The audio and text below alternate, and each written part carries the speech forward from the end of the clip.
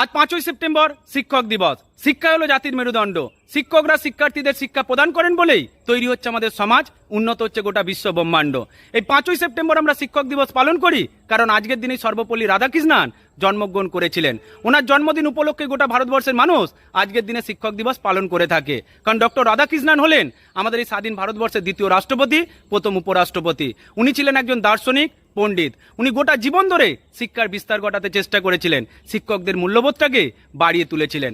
এই শিক্ষক দিবস প্রথম পালন করা হয়েছিল 1962 সালের 5ই সেপ্টেম্বর, কিন্তু আজ আমরা শিক্ষক দিবস পালন করছি 2025 সালের 5ই সেপ্টেম্বর। তবে সেদিনের শিক্ষক দিবসের পালন করা আর আজকের শিক্ষক দিবস পালন করা, এটার মধ্যে ছোট্ট একটু তফাৎ রয়েছে।